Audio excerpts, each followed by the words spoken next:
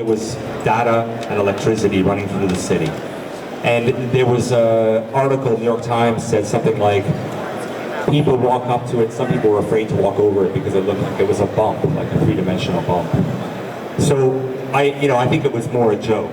But the point here is that if we can get these spaces to really look more three-dimensional, I think we're kind of living in a world that's much more reflective of the time in which we live. So it's really that simple. And every one of these connect. This is an ongoing pattern that repeats. This pattern, I think if we saw it in a plane, I think would look quite beautiful to see it going on and on and on. This one also, but this is more in a linear fashion. And then this is a tile kind of almost set as is, meaning that it's not really a repeat. But when you see this line touch this line, you get the pattern kind of connected. So really that's all. And this is the beginning of a nice, I think, fantastic relationship. And this is a great company because also their quality and their price points and everything of the ceramics are fantastic too.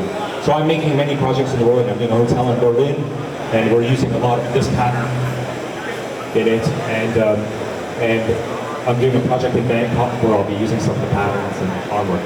And I hope that other architects and designers will specify. So I thank you all. And if you have any questions, I'm more than willing to answer them. And the microphone seems to be working quite well now. So if you have a question, I'll just hand you my little mini mic. Any questions? Don't be shy. What inspired these patterns? How do you determine the colors that you want to use? Yes, I use a lot of color in my work, and I think in general, there's a tendency that we are in the built environment very afraid of color. And you see so little color in the built environment. In fact, if you really walk through cities, or the majority of hotels you stay at, or the majority of restaurants, you'll always see the palettes are more or less in the browns, beiges, grays, dark colors. There's a tendency that we fear, I think.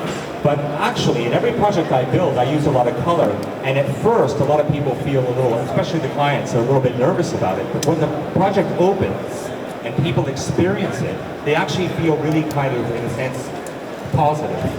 They feel alive. And I think a lot of times when I use color, I try to kind of touch that, let's say, almost the phenomenon of us feeling like we're alive, that we're here now.